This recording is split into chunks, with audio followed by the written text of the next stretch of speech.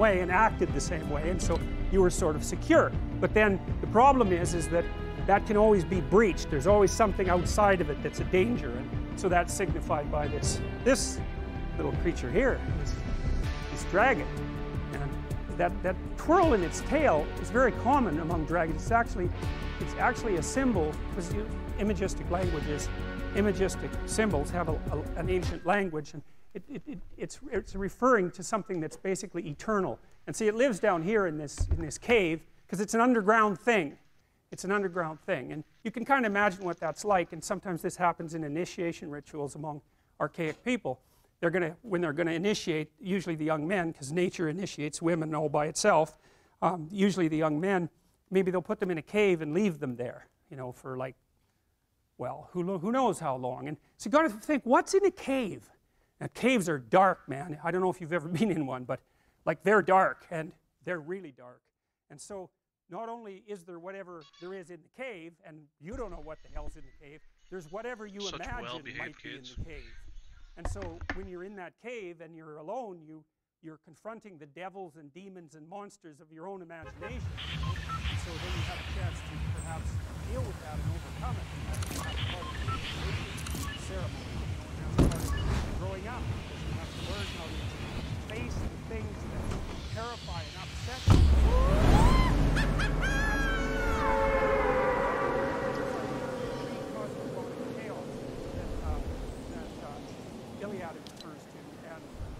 Stuff out of which order is produced at the beginning of time, and it's also the stuff out of which you constantly reproduce order.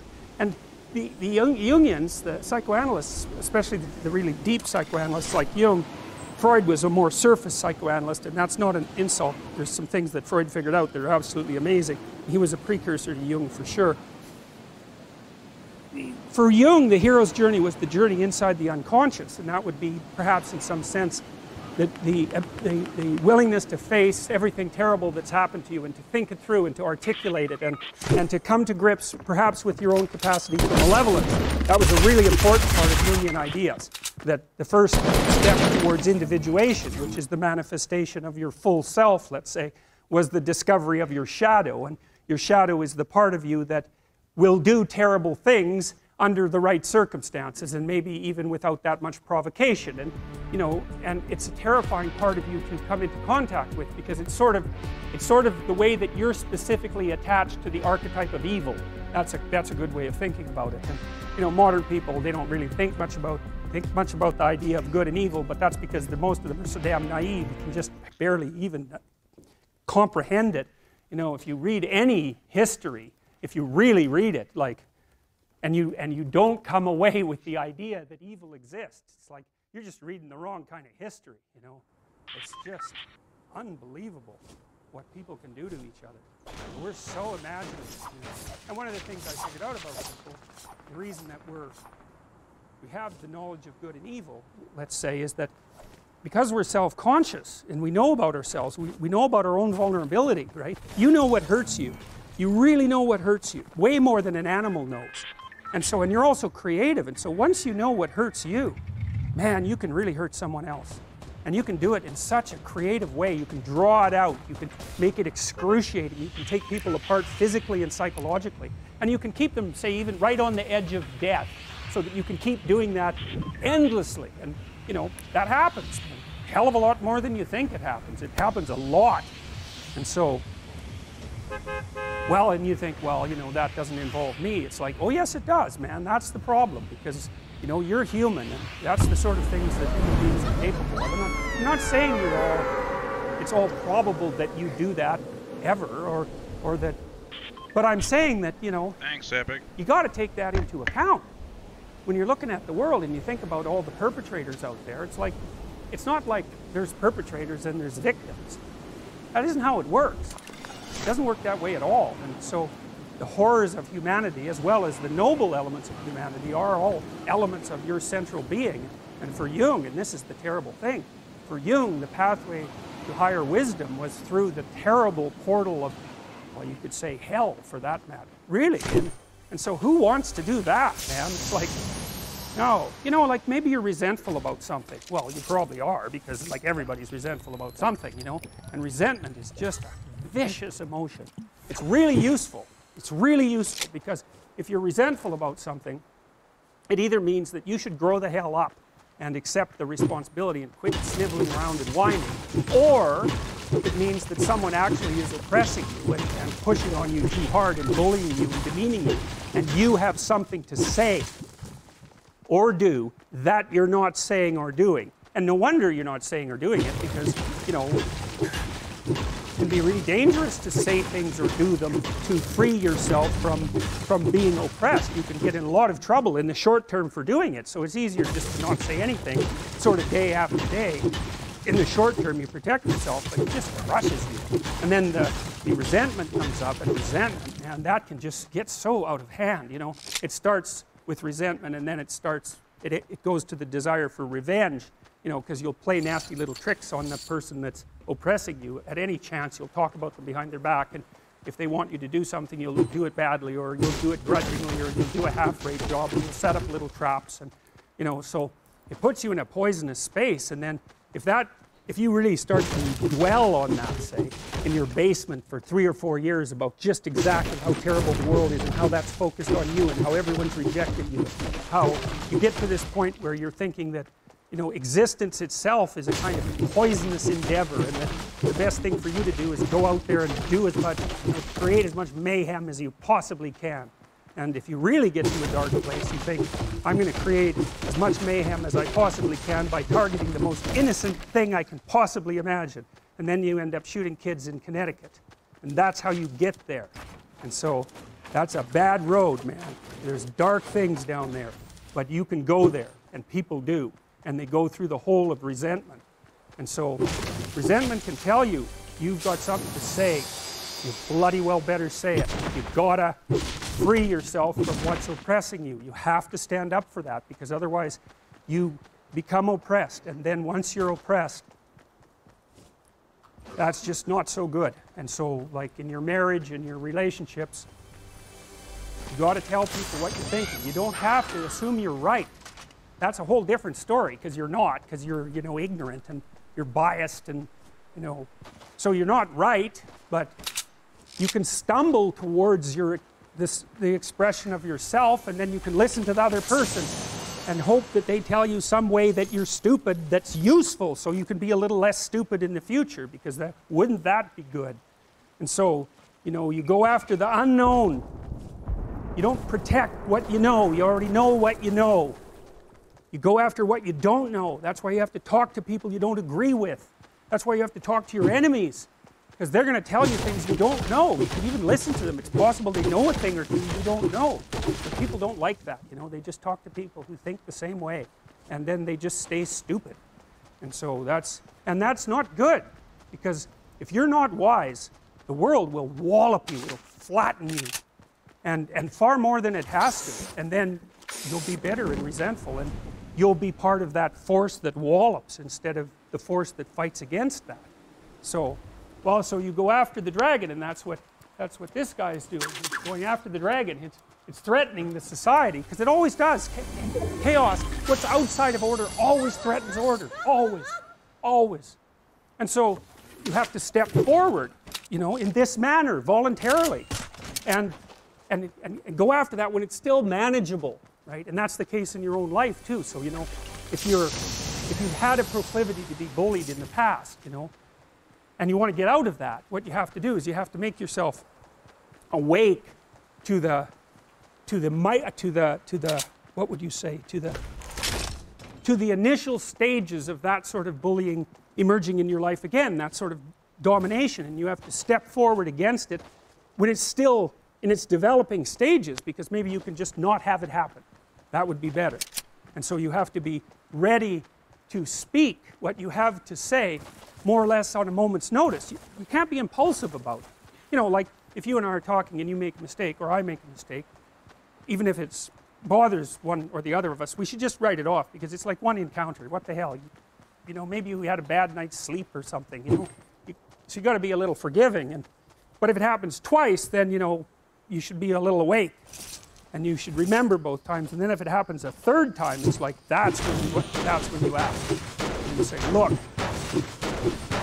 we talked and this happened, and I thought, yeah, whatever. But then you did it again, and then you just did it again. And then the person would say, what did you do? No, maybe they might argue with you, but you kind of got them. And generally, if you just point that out to people, just like that, just that you noticed and are willing to say something about it, they'll back the hell off. They'll often apologize. And sometimes you even make them a little more conscious, which is like, hey, that's not such a bad idea. And that's what all this means. And so this chaos idea, so for Jung it was the unconscious, right? It was the contents of your unconscious. And so that might be the unknown past, the threatening past that you have never dealt with. It might be the threatening future. It might be the threatening present. But Jung realized as he got older that the unconscious was also the world. And so the chaos is not only your unconscious mind, which meets the unknown, but it's actually the unknown itself, mingled together. And you think, what the hell does that... That's why the dragon is a land creature and an air creature. It's matter and spirit at the same time. And this sort of gets us into constructivism. Because the constructivists think that basically what happens is that you encounter those elements of the world that don't fit into your theory, and out of those new elements you make the world through your perceptions, and you make yourself by incorporating the information and transforming yourself. And that's how Piaget explains the development of a child. The child starts out with some reflexes, basic reflexes, and manifesting the reflexes produces results in the world, and then the child has to reorganize its perceptions to take into account the transformations, and so then it gets a little more sophisticated, and then it can do a few more things, and then it can manifest more changes in the world, and then it tracks them and modifies its perceptions and actions to account for them, and it just keeps doing that, and that's how the child boots itself up, like a computer does. It's a very cool idea. And so from the Piagetian stance, so it's a constructivist stance, you could think of the world as a latent pool of information. It's something like that, with a structure, obviously, that you can interact with your little fingers and your body and your mind and your eyes and your mouth, and you make changes happen, and you track them, and you model them, and you build your skills, and as you continue to do that, in the safety of your house, initially under the care of your parents who fill in where you're ignorant, you just emerge more and more competent and confident and ready to move ahead. So that's how the constructivist idea works. And so there's kind of a chaos idea at the bottom of that, which is that out of which you emerge and the world emerges at the same time. Because you don't see reality, not at all.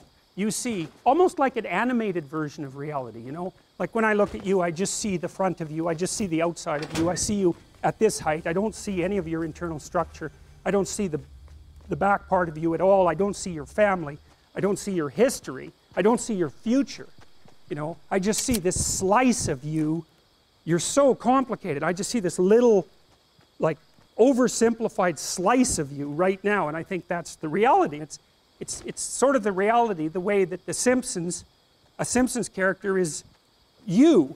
It's sort of like you, and it's enough so that you can watch the story, but the real you, man, God only knows what that is. And that's a Jungian idea, that the real you is something that radically transcends your perception of yourself or your conception of yourself, and that you get to that higher you, at least in part, by going into the darkest place. And so, it's a hell of an idea, man, it's really, but it's the old idea of initiation, it's as old as time, that idea. And there's something to it, and we definitely recreated the psychotherapy. Like, this isn't an airy theory, it's quite the contrary, because what you do as a psychologist, always, a behaviorist, say, the most logical, clinical type of psychologist. A behaviorist is an initiatory shaman, even though he or she doesn't know it, because what they do is they say, okay, well, let's take a look at your life. Like, okay, you got a bunch of problems, and they're like massive dragons, and you're just like, you're not going anywhere with those problems. You're just cowering in the corner. And what the behavior therapist does is cut that dragon into those little dwarfs until the dwarfs are small enough so that you can really kick the hell out of them. And so, but the way they do that is they take the problem and they decompose it into elements that are small enough that you have a reasonable probability of mastering them. So you take the problem apart into its micro problems, careful analytic process. And then you think, okay, well, how could we progress a little bit this week? And some of that is to practice facing things you're afraid of. So like if you're agoraphobic and you can't get on an elevator, you can't get on a taxi, and you can't stand up to your husband, and I'm saying husband because most agoraphobics are women, most of them are middle-aged women, and most of them were too dependent for most of their life. So that's a monster. It's like society, husband, elevator, taxi, subway. It's a monster, and it's that place you will not go. And that's because you feel this high and everything else looks this big. And so, and partly that's because you've run away, and when you run away from something, it grows and chases you, which is, well, it's exactly what happens to a prey animal, man. If you go in the woods and you find a bear, especially a grizzly, well, you're in real trouble if it's a grizzly. But if it's a black bear, you know, generally speaking, if you stand your ground and make a hell of a lot of noise, that thing will leave you alone. But if you run, well, what's it supposed to think? It eats things that run from it. So that's exactly where that idea comes from. You turn tail and run, and then the thing that you're afraid of is really a monster, and it's going to, like, get you and eat you. It's like, well, that's true psychologically as well.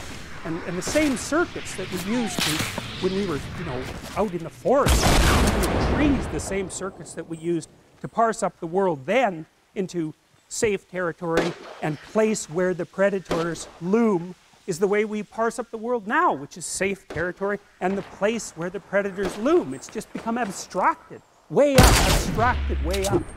So, but it's the same damn circuits. We know this. Like, the same circuits you use to forage for information, dopaminergic circuit, is the circuit that squirrels use to forage for nuts.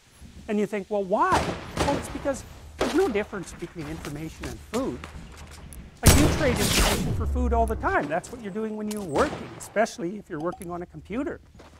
So the idea that there's an equation between information and food, it's like, well, obviously there's an equation between them. So of course you'd use the same circuits.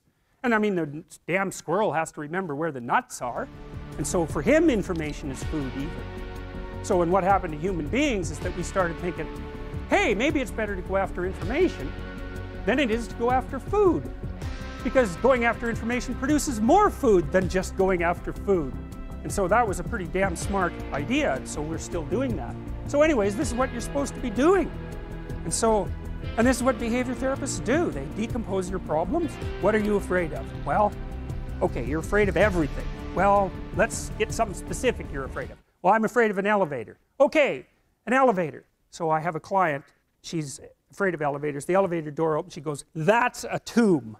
And I thought, oh, wow, I thought it was an elevator. But for you, it's not a bloody elevator. It's death. And so that's what you're afraid of. It's worse than that. You're afraid of being trapped inside there in the dark, alone, not knowing if anyone is going to rescue you, stuck there with your damn imagination, freaking out. It's like, and if that's not, and then maybe you have a heart attack because you're so terrified and you die. Like, you know. So that's the elevator. Well, it's no bloody wonder that no one's going to get into something like that. And then maybe underneath that is your distrust in the mechanisms of society, right? Because, you know, a normal person, weird creatures, they'll get an elevator, what the hell, they don't care. And partly it's because they have an implicit belief, even if the thing stops, somebody will come along and rescue them. And usually you don't even think about it, right? It's like, oh, what the hell, it's an elevator. It's like, the danger is invisible to you. And it's partly because you implicitly trust the structure. And so maybe you go into the unconscious presuppositions of the person who is terrified of the elevator and the subways, and you find out they have a real problem with trusting authority. And that's partly why they don't get along with their husband, why they've never been able to stand up for themselves. And so then you say, okay, well, you're afraid of the damn elevator, but it's not an elevator, it's a tomb. And the tomb is partly you, and it's partly the elevator, and partly your unconscious mind. And so, well, what can you handle? Can you go and look at an elevator from 10 feet away? It's like, yes. Okay, how about 9 feet away? Yes.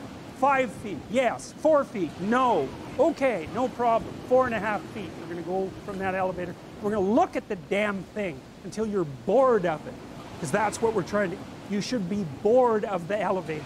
Because then you're not afraid of it, obviously. It's like, it's an elevator. You just don't notice it, right? All these things around here that you don't notice. I take you out of here and ask you what color the walls are. You haven't got any idea.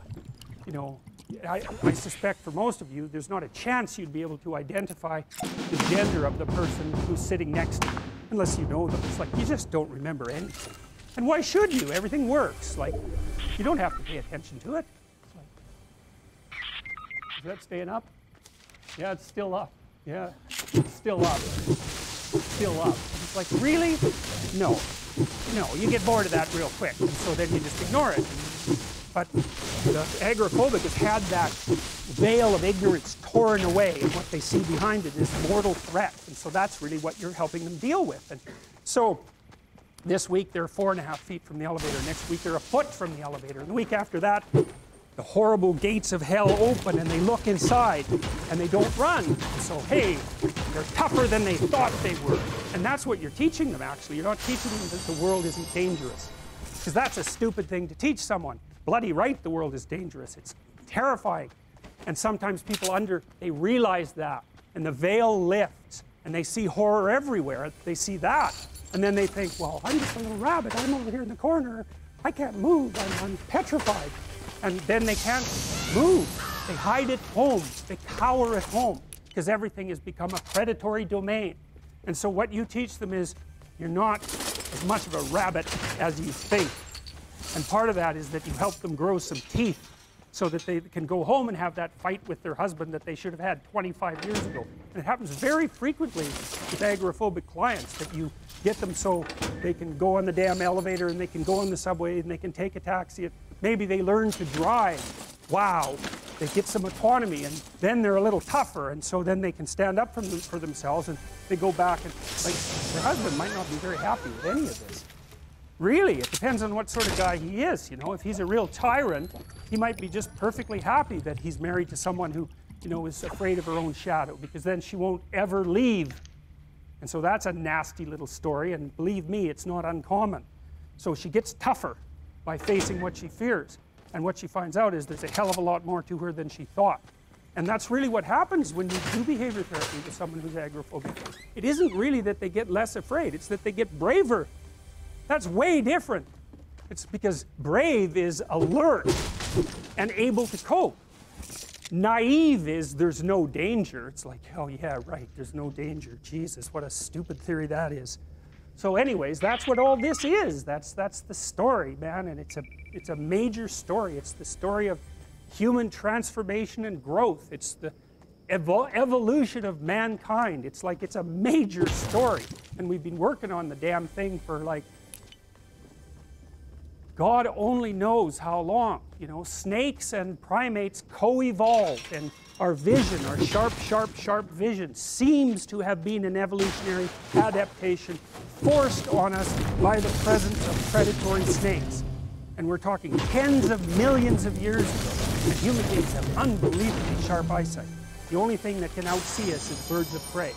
And they have, like an eagle, a bald eagle, has eyes as big as ours, and it has 2 foveas. The fovea is the central part of the vision.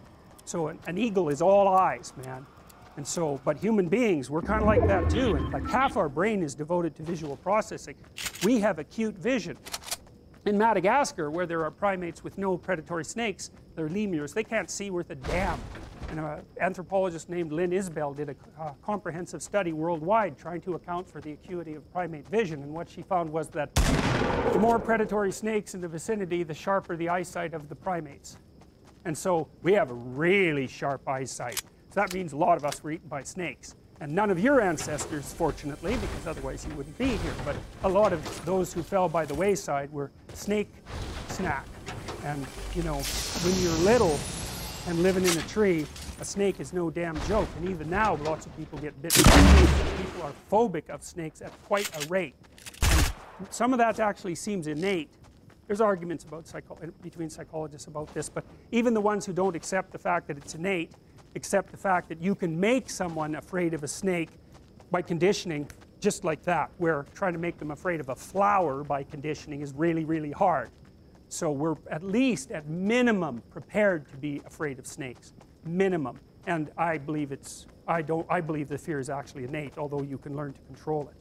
So anyways, so that's that story, and like, what a story, man. It's an amazing, amazing story. You see, the den of the dragon here is littered with skulls and bones. That's what that is. So the thing is no joke. It's like, look the hell out. And that's this, you know, and look it up in the top right-hand corner there. You know, that's from Peter Pan, right? Well, you remember Captain Hook. We talked about him already. He's a tyrant, and he's a tyrant because he's afraid of death.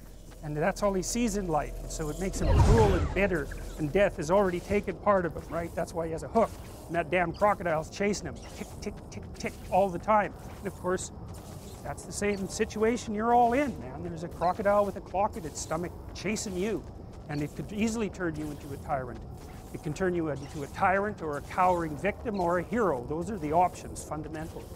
So, and that's the Gorgon looking at her own, the Medusa looking at her own reflection, you know, Mother Nature with the head full of snakes, you know, a terrifying vision. And that's actually, to some degree, an archetype that men get confused with women.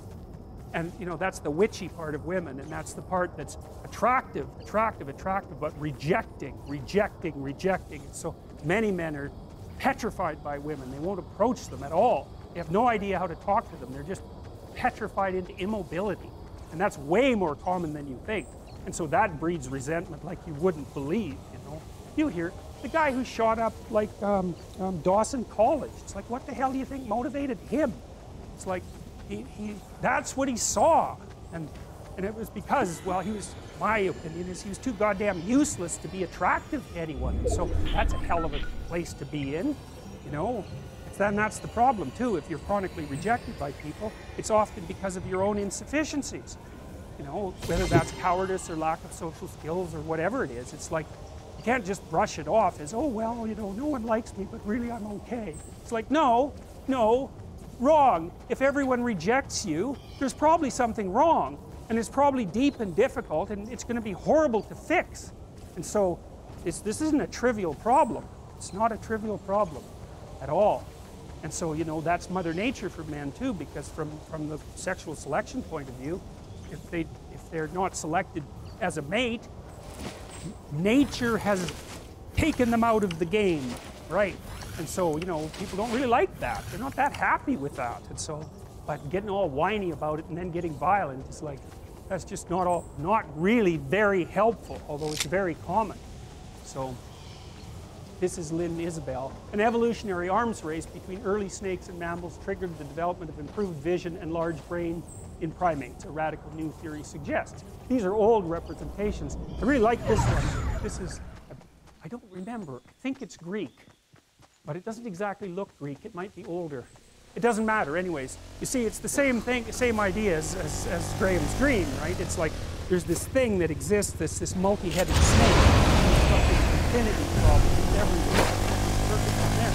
And the problem is, well, what do you do with it? Cut off one head, 7 more grow. That's not a problem of life. The problem is there is the category of problems in life, and it ain't going anywhere. And so the question is, can you deal with the whole category at the same time?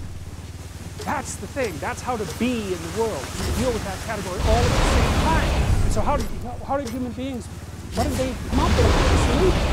That's so cool too, because the solution they come up with not only was the heroism that allows you to approach what you're terrified by and try to sense it, and to learn from it, but also the idea of sacrifice. And that was played out by cultures everywhere, including human sacrifice. Those crazy bastards so long ago, they were sacrificing to gods all the time. What kind of clueless behavior was that? Burn something, please God. Burn something valuable, please God. It's like, what was with them? What were they thinking? Well, they weren't stupid, those people. They were stupid. We wouldn't be here. They were not stupid. And believe me, we lived under a lot harsher conditions than we do. Those were some tough people, man. You know, back then, the last 15 minutes. So you don't want to be thinking of your ancestors as stupid. There's no real evidence that they're much different cognitively than they were 150,000 years ago. So, anyways, sacrifice. What does that mean, sacrifice? Well, it's a discovery, man. It's the discovery of the future. It's like the future is actually the place where there is threat. It's always going to be there. So what do? You make sacrifices in the present so that the future is better. Right? Everyone does that. That's what you're doing right now. You're doing here. That's what your parents are doing when they pay money to send you to university. They think you can bargain with reality. It's amazing. You can bargain with reality. You can forestall gratification now. And it'll pay off at a place and time that doesn't even exist yet. It's like, who would have believed that? It's like, that's a miracle that that occurs. And it's not like people just figured that out overnight. You know, we were chimps, for Christ's sake. Like, how are we going to come up with an idea like that? Well, it's like, well, we thought about it for 7 million years. And, you know, we got to the point where we could kind of act it out. But we didn't know what we were doing. But it emerged like a dream. So the terror of the future is a dream. And the solution to the terror, the dream of the terror of the future, is another dream. And it comes out in mythology and in fantasy and in drama, where you act out the sacrifice. And then it's a step on the way to full understanding.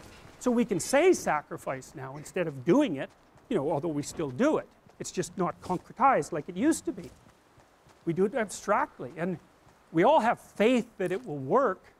You know, and we also set up our society so that it'll work. And one thing about, you know, I'm not a fan of moral relativism for a variety of reasons, partly because I think it's an extreme form of cowardice.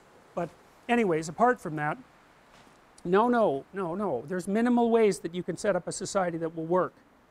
And so one of them is that the society has to be set up so that your sacrifices will pay off, or you won't work, and then the society will die. And so it has to make promises. People have to make promises to one another. And that's what money is. Money is a promise that your sacrifice will pay off in the future. That's what money is. And so if the society is stable, you can store up your work right now. You can sacrifice your impulses, and you can work, and you can store up credit for the future, and then you can make the future a better place. Society has to be stable enough to allow it. Hyperinflation will do you in. So the promise that's implicit in the currency is the promise that what you're doing now will pay off in the future. And if people don't have that promise, then, well, we know what they do. Because in gangs, for example, in gangs in North America, the time horizon of the gang members shrinks rapidly because they don't really expect to be alive much past 21. And so they get really impulsive and violent, and like, why the hell not? That's what you do when the future doesn't matter, when it's not real. You default back to living in the moment, and you take what you can get right now.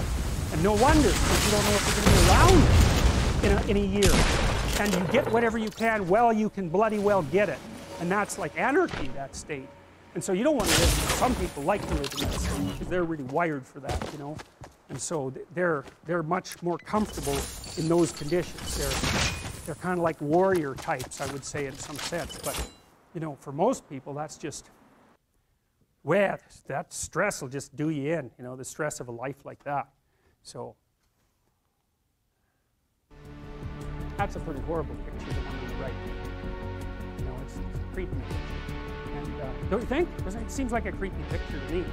Yeah, and so that's Quetzalcoatl, if I remember correctly. He was an Aztec dragon god. That's the Eye of Horus, but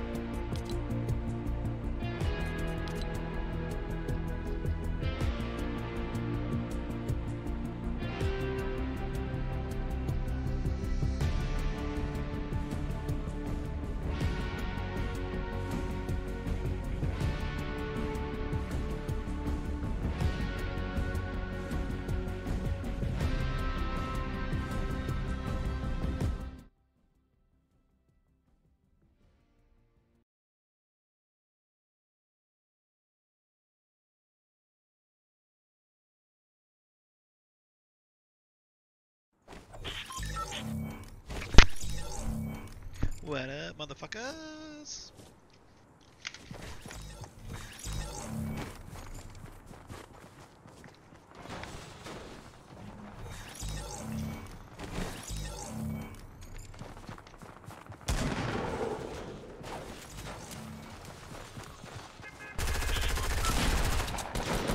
I watched him jump out of the plane and jump back in yesterday.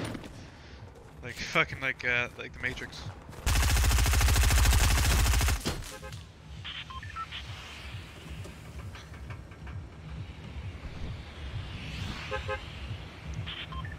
When the value of the corporation is more than the fucking security level, there will be corruption.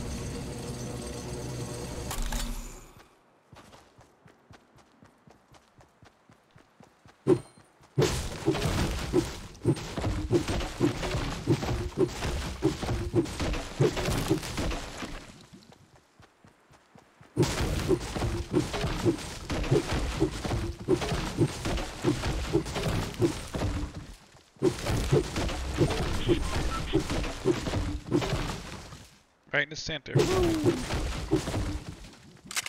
We're in the center of this circle.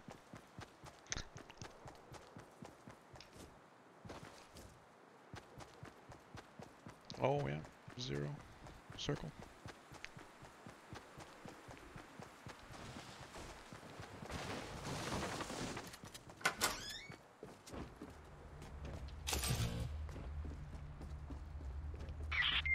No!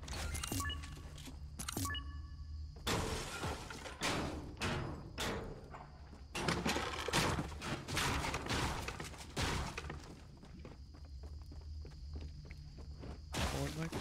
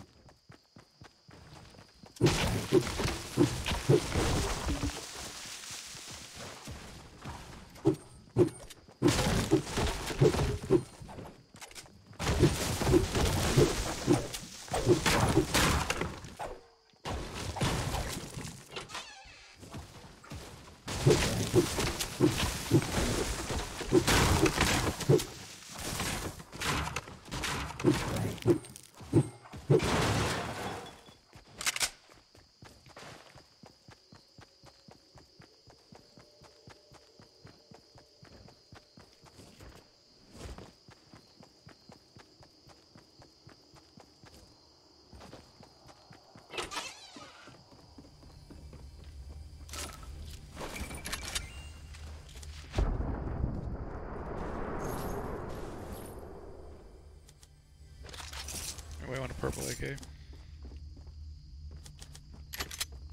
Alright, come here.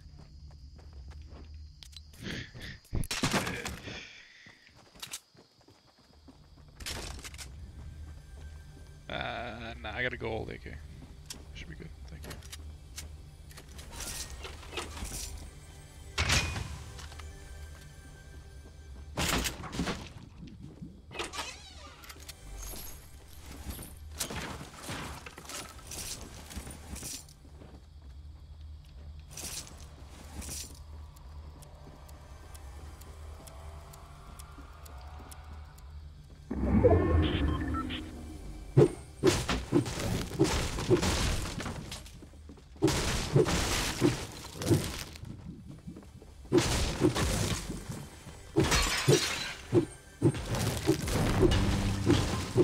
What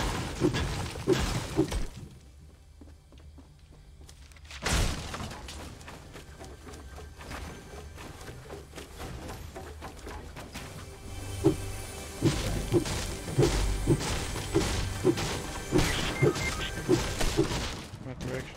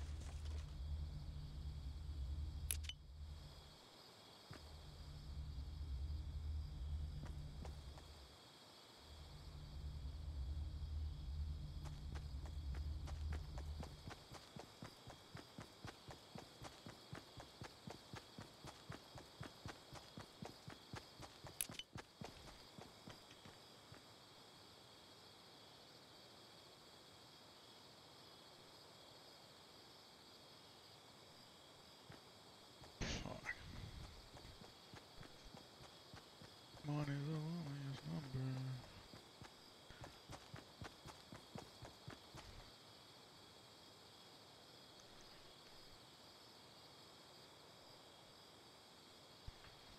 Let's see shit.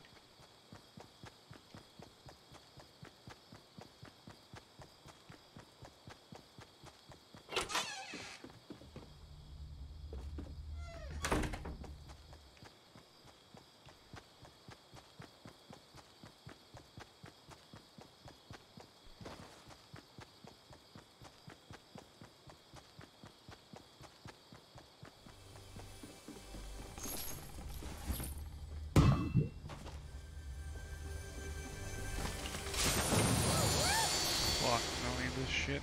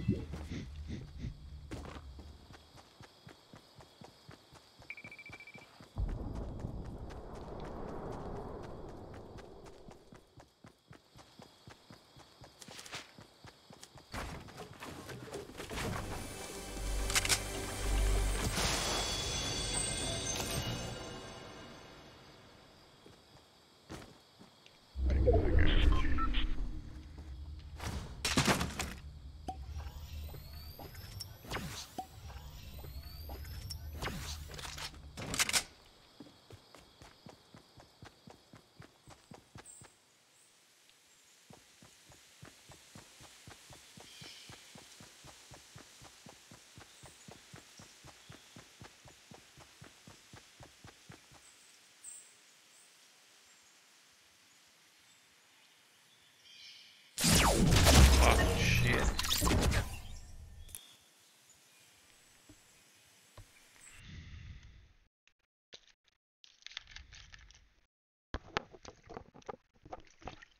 Whole map. All next time.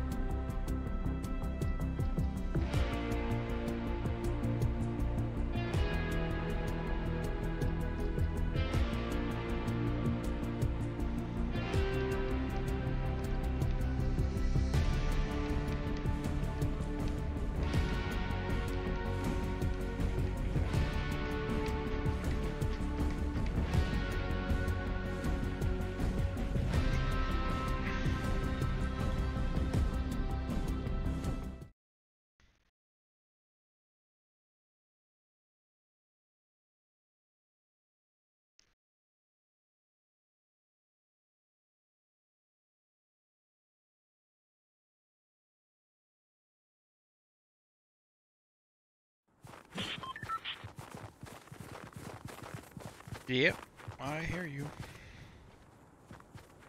This is it. Living a fucking nightmare.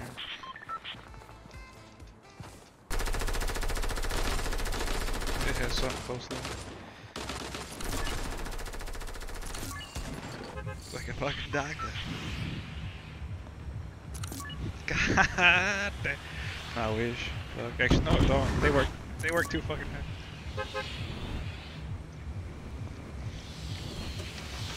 Yeah. They work 120 hours a week.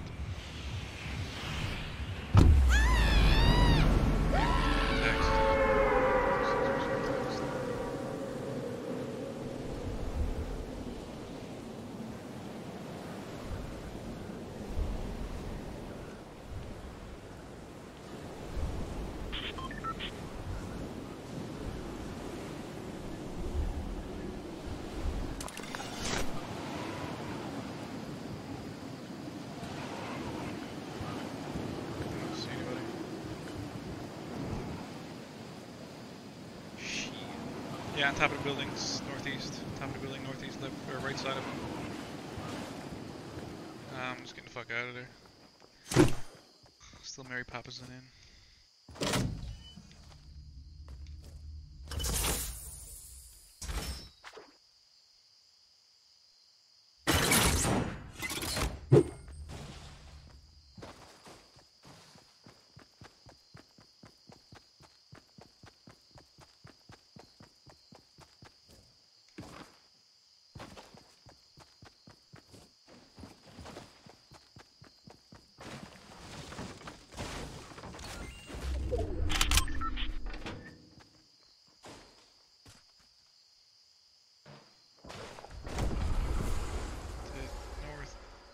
Northwest.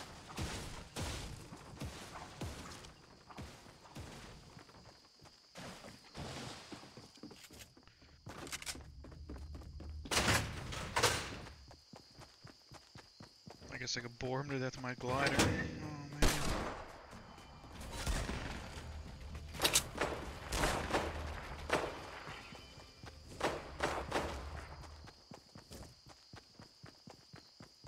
Good job.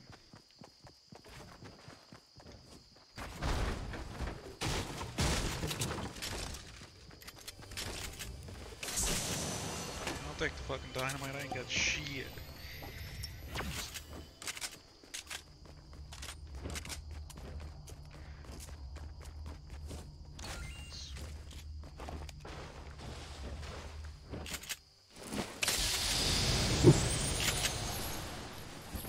Rain and shit.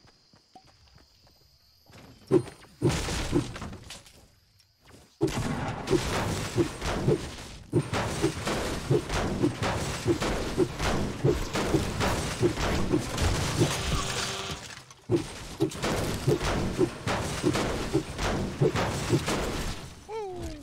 Yep. Better not be herpes.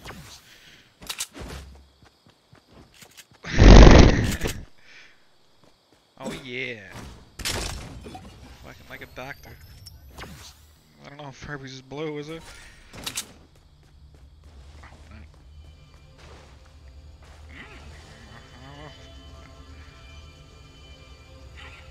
Try to stay away from school. Yeah, gotta be something fucking disgusting. It's supposed to be like an open sore, so whatever like a cold sore is, but on your junk. Oh, fucking purplish, yeah. Fuck. Like watching Artie Lang fucking talk on the radio. His nose is always fucking covered in blood because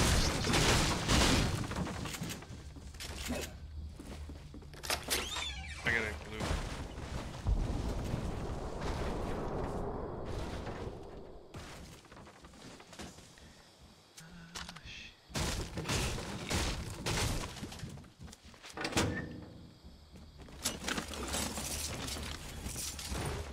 Obviously gold peanut would be better. Well, unless you get the first shot in you. Yeah, they are good. You get the first shot in your life. Especially purple.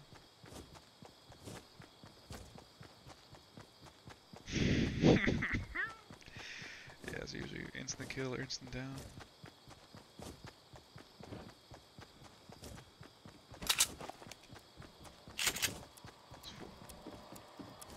Yeah, there's a couple guys dropping.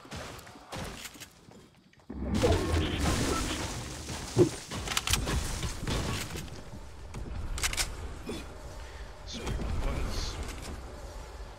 might be one. It might be one of them, yeah. You can hide inside the snowman.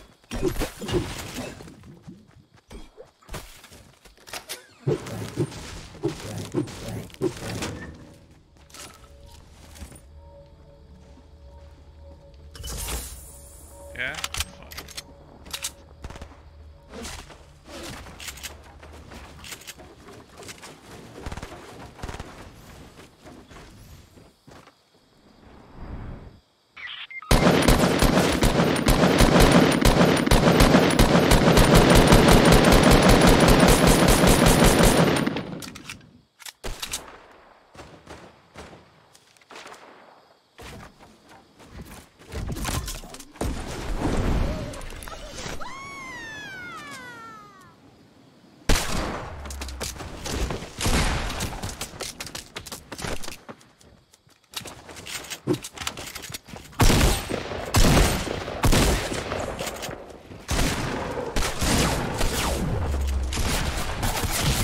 Fuck, they're everywhere.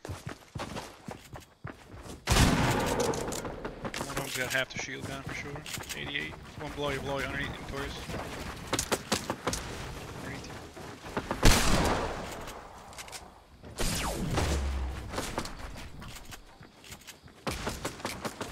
Yeah, they're both one shot basically.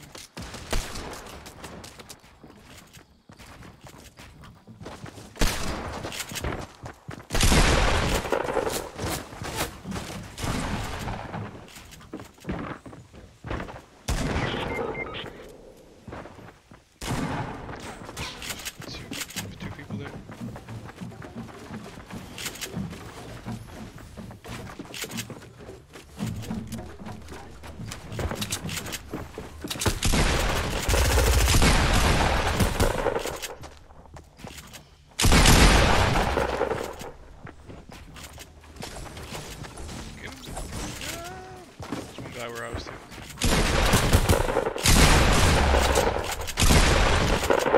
These guys. Yes! There's still 2 more around.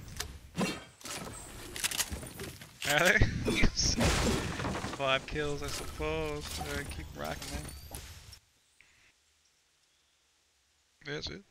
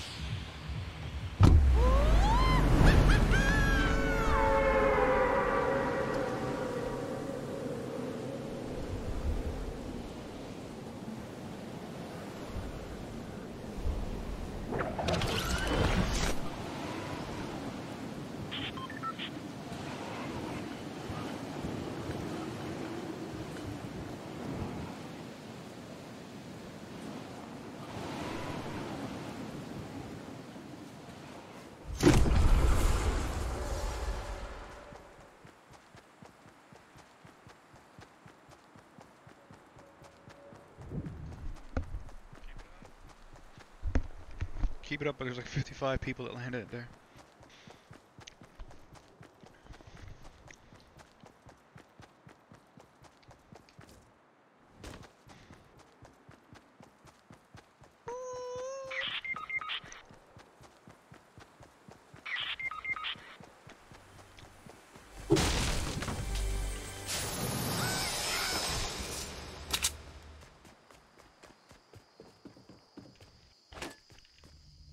Not like getting a shave while you're playing a game.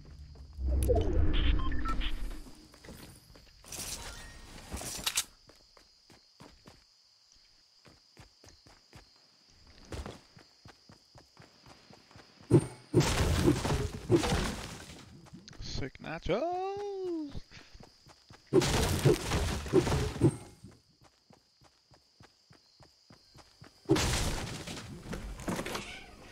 I got a full med kit if he comes here. There's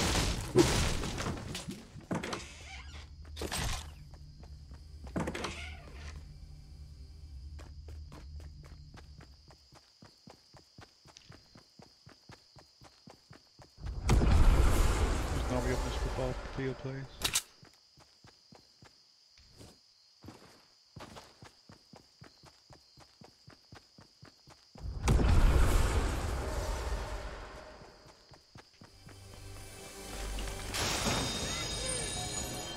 Minigun's garbage.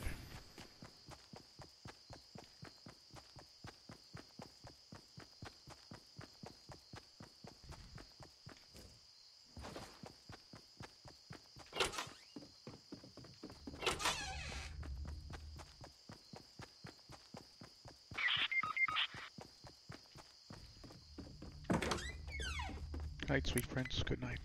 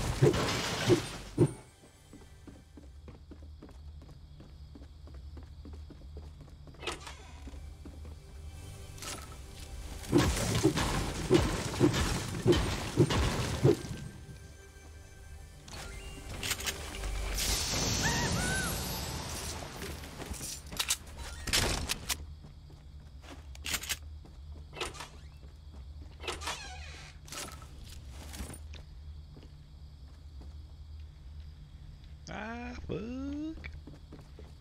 Give me some strength, gingerbread man.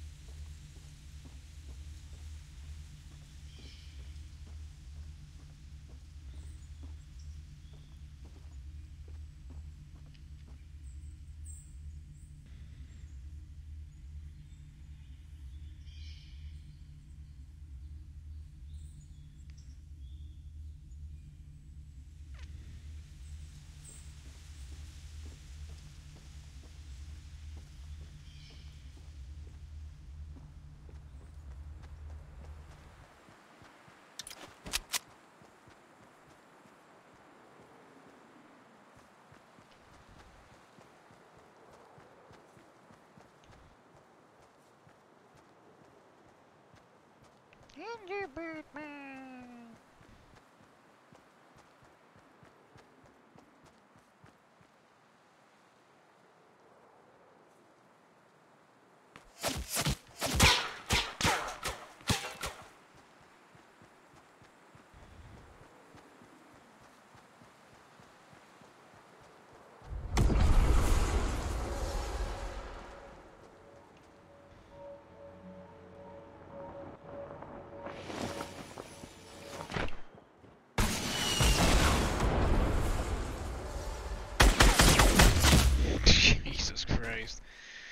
Perfect shot versus no shooting at all. Auto aim.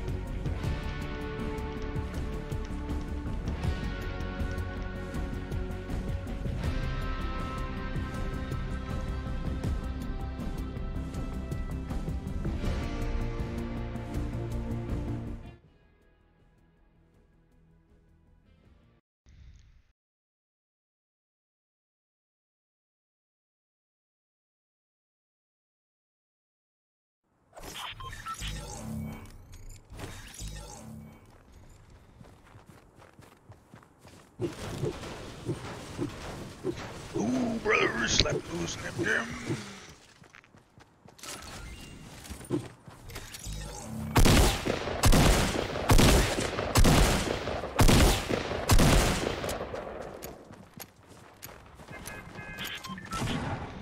Turning to his fan.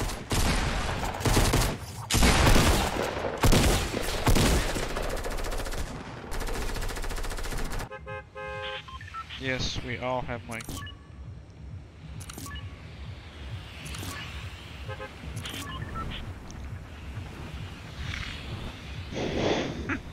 It's a joke, kid. It's a joke.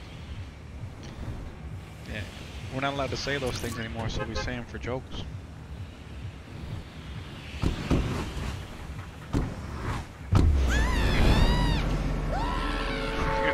Lollipops, yeah, like cherry lollipop. Jolly Ranchers or something. Fun dip. Look.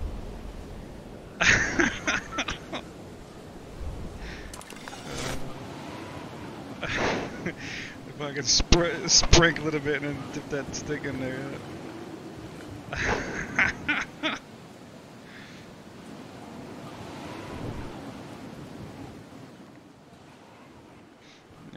So many fucking drones, man. You watch people in their car, they gotta be on their phone. You watch them walk across the street, they're on their phone.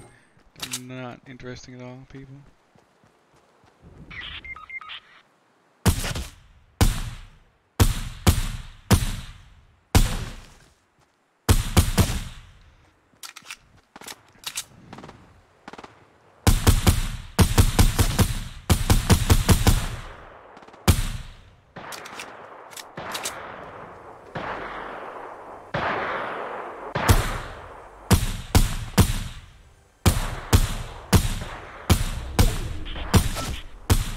I got 180 damage on 2 of them. Yeah, there's 3 of them, but they're all hurting. They're not gonna come after you. Pick them up, pick them up, pick them up, pick them up, pick them up. Jesus Christ. I'm trying, but I can't run that fast. Sure you did. Number 2 in kindergarten. Kindergarten class. Fucking reading a book. Drop everything and read. I can't reach you, dude. I have 5 bullets. That's so close. I can't do it. My brain hurts too much. Slims, not slimes. There's no E at the end of it. A little bit of fun dip, yeah. A grape fun dip. I love grape fun dip.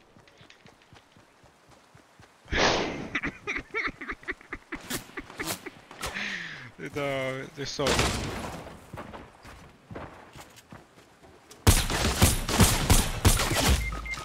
Man, point blank.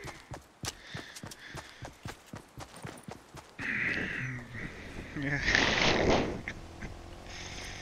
Hold my pocket.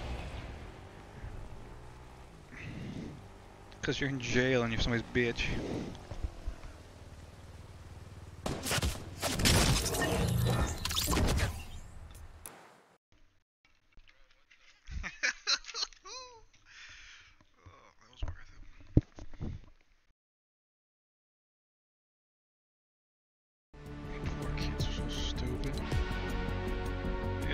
people I grew up with fucking teaching in school, teaching these fucking subjects now. They're not learning anything. It's like how much contempt people have for it.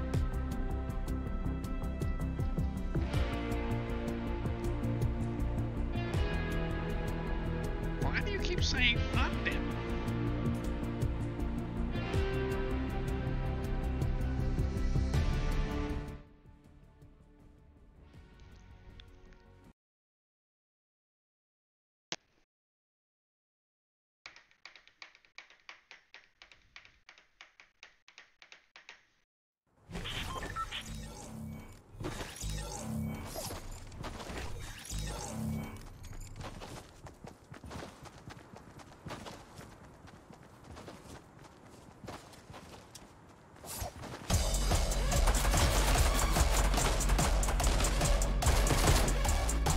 Yeah.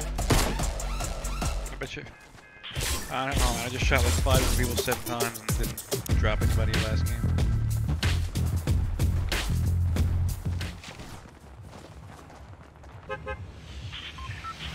Watch that fucking ping go. 80, 160, 70, 380, 2, 4. Big spot, yeah. Go wherever. Thank the bus driver.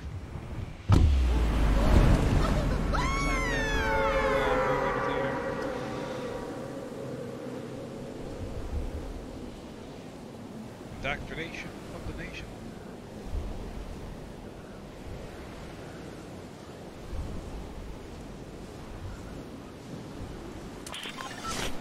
Before they had to starve people, now they just gotta take their cell phones away from them.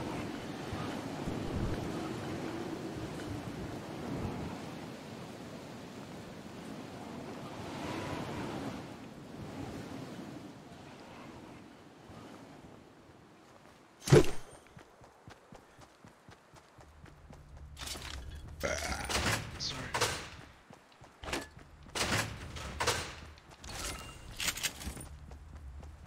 This stinks like matches. Gross.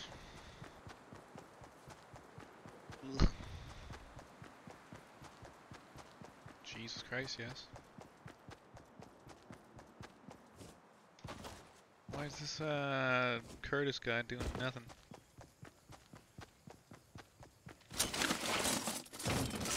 Mom, I got my math homework done. Yes, you're man. You got a gold one there? Shit. Oh, sweet. Appreciate it.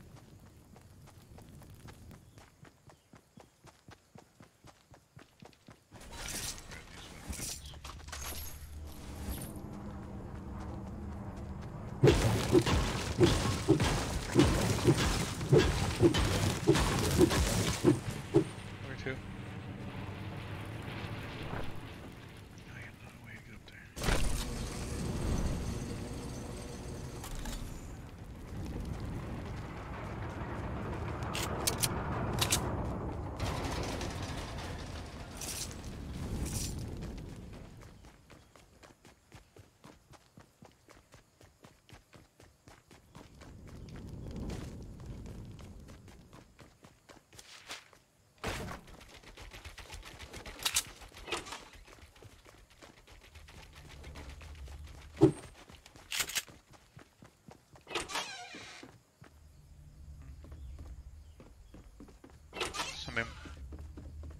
Somebody must be around us.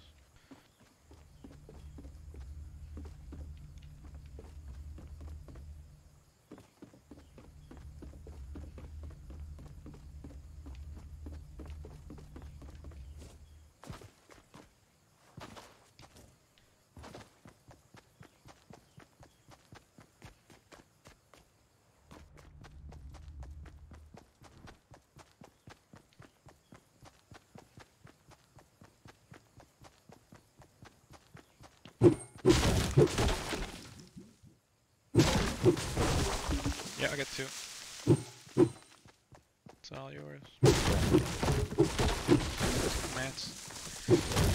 Okay. Where to? There you go.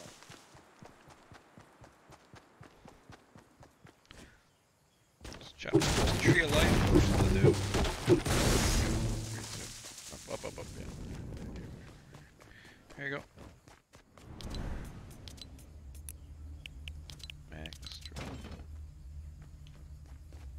sweat, man. Hopefully fucking we get somebody with it. Yeah, it's pretty tough. I shoot the enemy usually. It's usually like a finisher. Like if you think they got 20 or 30 health left. Yeah, it's the main thing. Still better than that minigun. A real minigun would fucking chew up a whole town.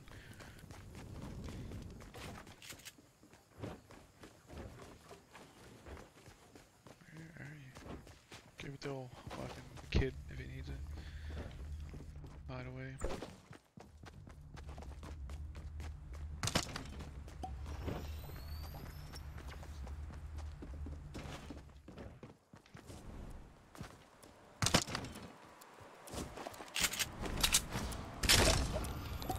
Sweet, look at all these smoke.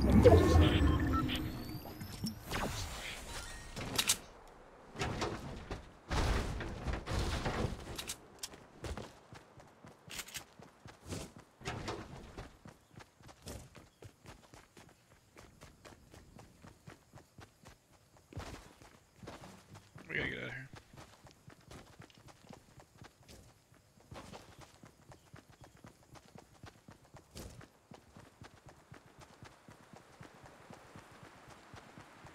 I got balloons. Fuck, I was wondering how you did that.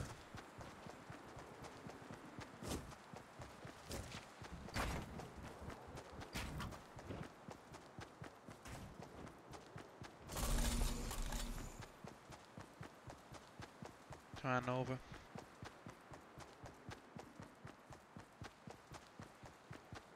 I like getting balloons on the quad. It's fucking hilarious. He's better to play.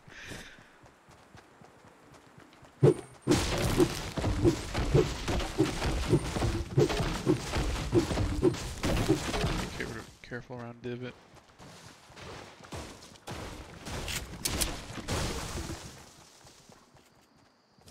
Lag again. It's jittery as fuck. Jittery as me. But Shmee's me.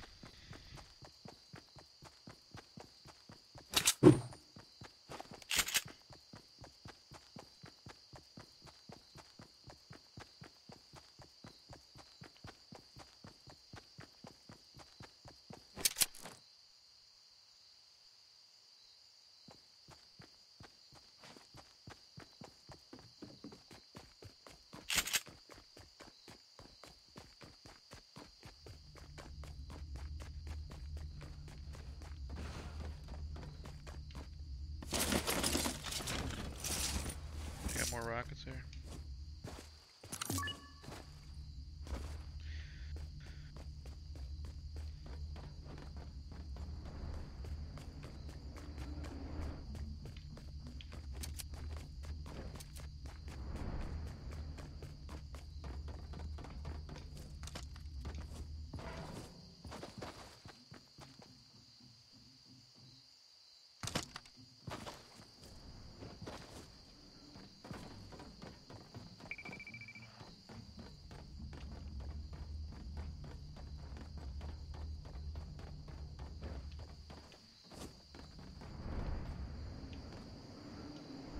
Closing in.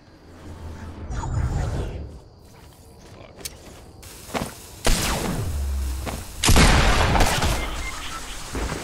Bad guys southeast. Going up the divot.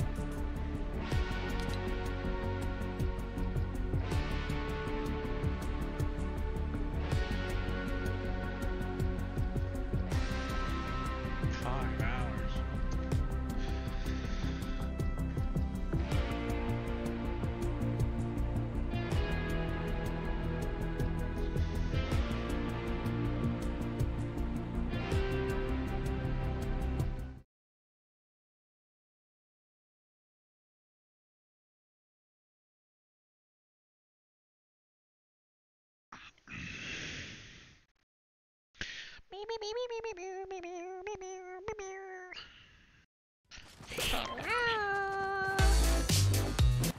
made the saxophone? Play the saxophone, sickle bitch.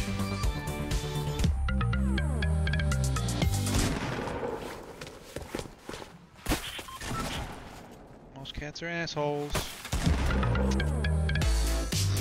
Your mom has five.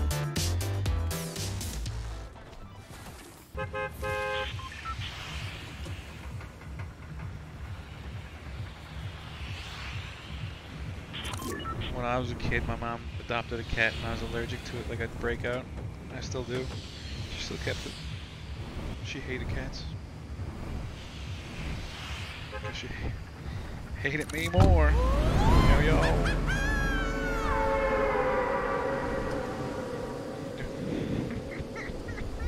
I'd be pissed off too if I lived with 5 cats, kid. Holy fuck. At least you're not allergic. Say what again? Okay, my credit card number is 443-396-3.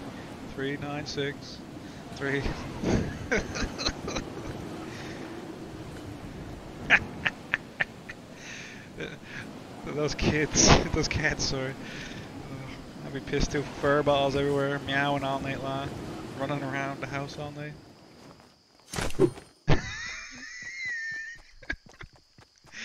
Yeah, at least you're funny, kid. At least you're fucking funny. Oh, 'cause it's situational.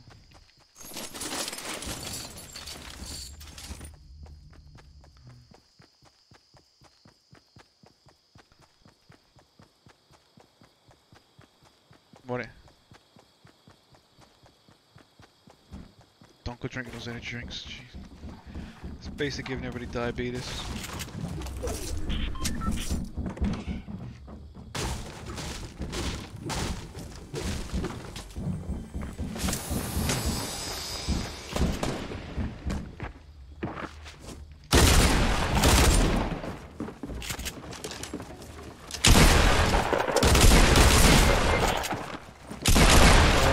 They're both half health. Oh, you like her. Huh? Yeah, they...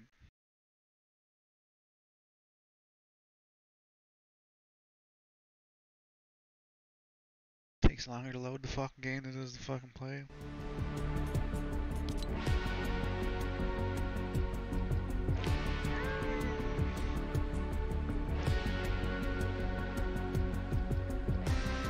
What's that funny?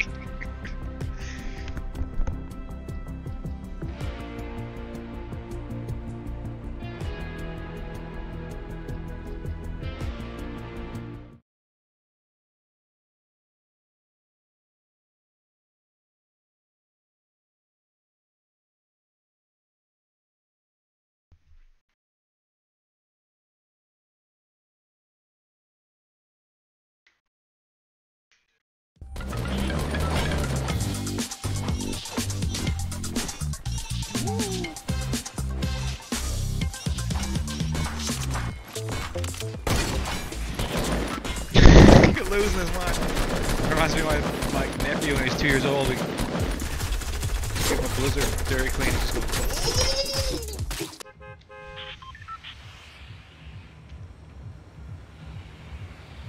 What did you just say? Where are you from? Are you from Mars?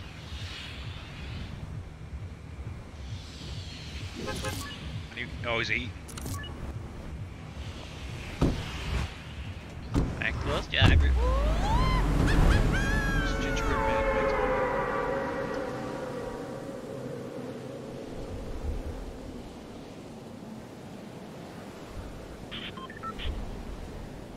Sweet.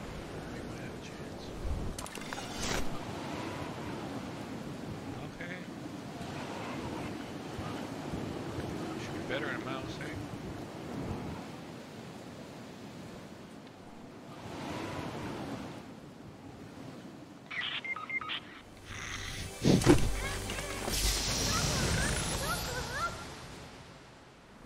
Yeah, that's what happens. All I want for Christmas is my two front teeth. My two front teeth. No, I need...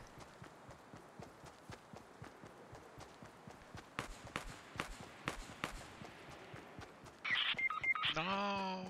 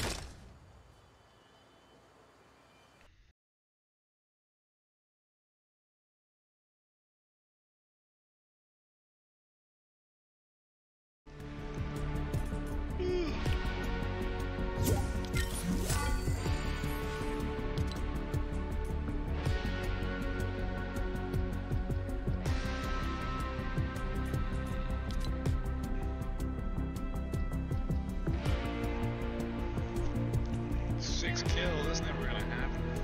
Jesus Christ. I'm about to king of fucking Fortnite or something.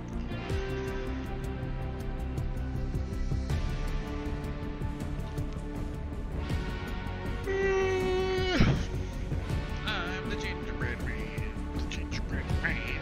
The gingerbread man.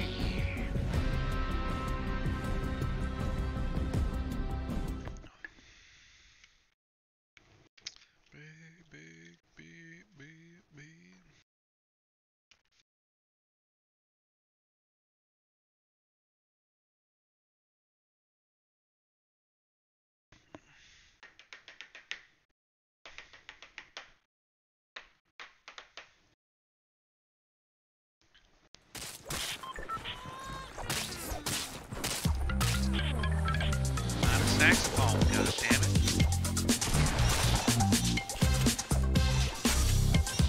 Hey. Well. Blood pressure.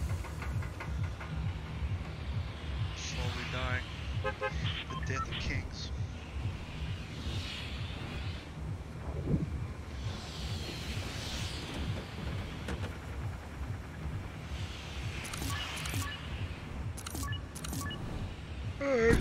Tomato, tomato, tomato.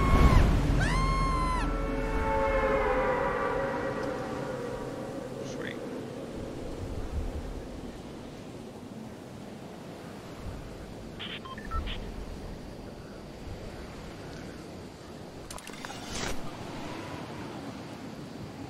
Man.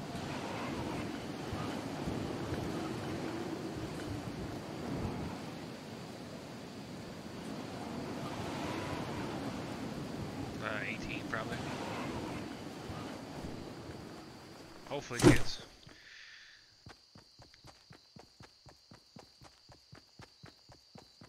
I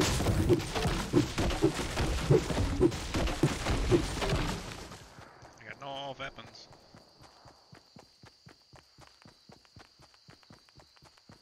I got a snowman and a fucking potion. Bye-bye. There's no help for us.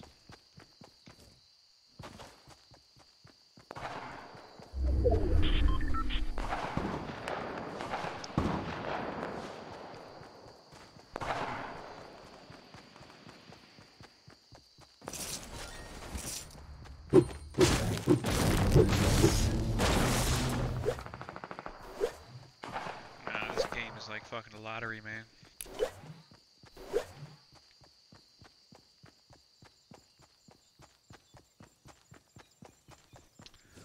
I'm gonna kill him with my snowman. Is he high or low?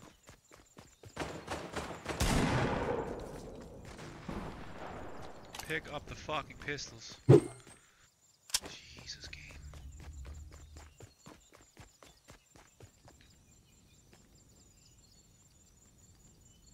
Did you get him?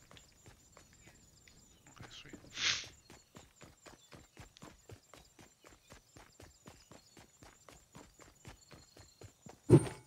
I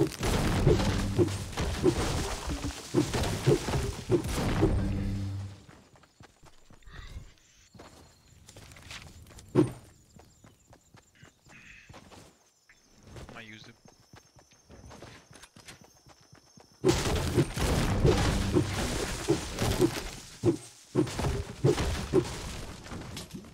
Should be a pile of stuff around here. Oh no! Sweet. I fell off a cliff 3 times in a row one game.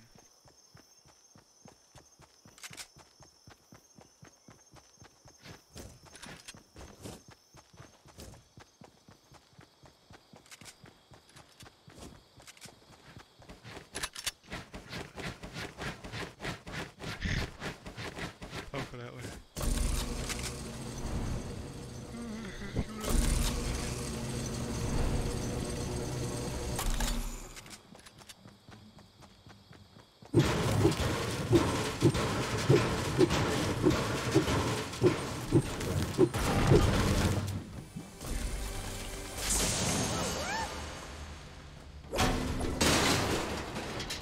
I don't mind.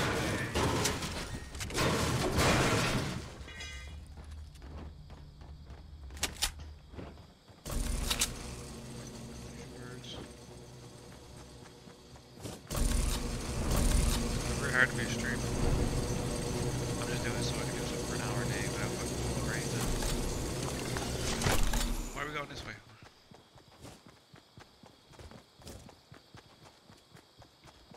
Yeah,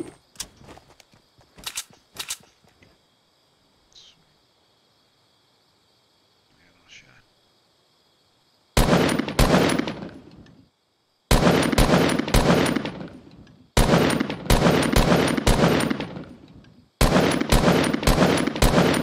One's in the cafeteria. You get him? See? Still got 2 minutes.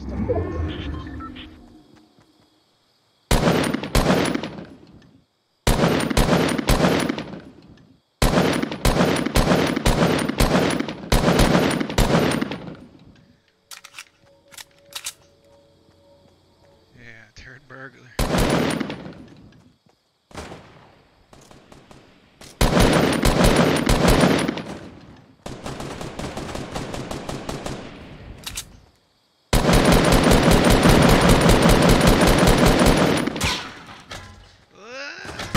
Their sides.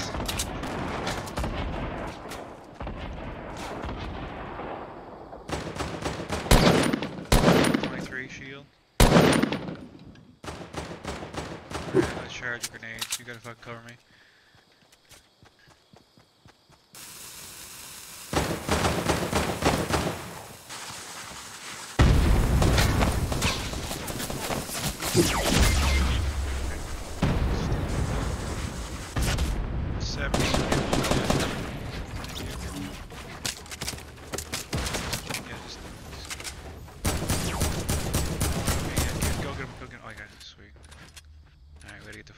Too, because the circle's closed. Usually never happens. Pretty sweet. I'm alive! I can see! I can fight! Gotta get out of here. I got nothing. I got 8 bullets in one and 12 in the other, 18 in one and 12 in the other.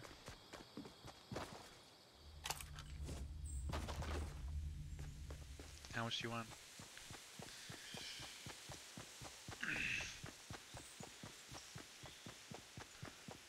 I gotta take it, I got nothing. I gotta take. Yeah. Ain't got shit. Sweet, we gotta get out of here before I fucking wait too long and the fucking storm gets me. Give it to 0 first. He deserves it, we stayed alive. Okay, I'll take a couple then, fuck it. I'm not that proud. Yeah. Sweet.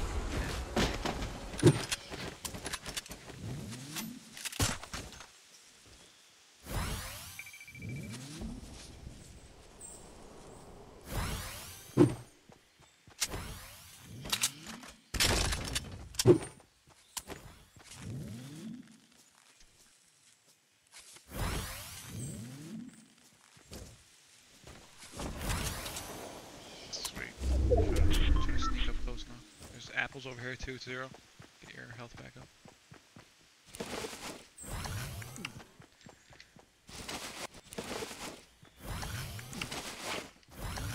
Take it in. Give me some. I'll eat 7 apples. I don't give a shit. I probably eat 1 apple.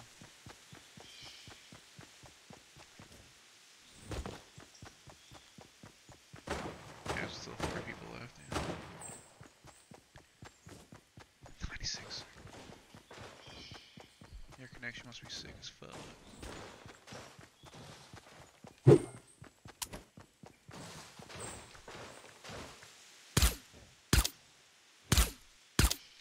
It's not even there. You know what direction they are? Okay, thank you. Yeah, it's the worst.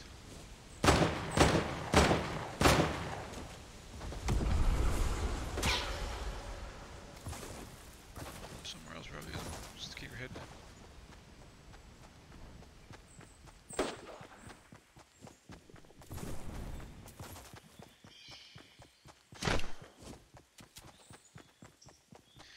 Life out of you, they're southwest.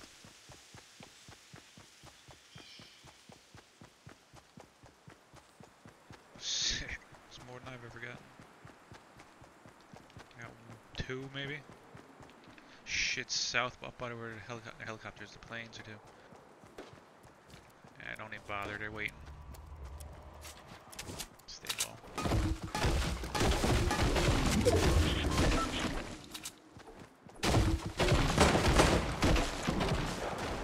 Jeez. There's a plane down here, so there's somebody down.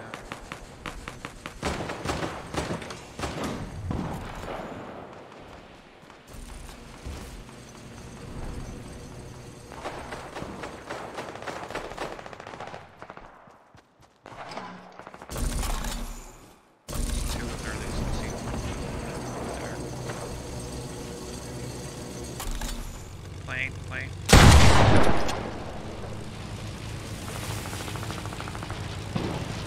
Plane behind you. I might be able to snow.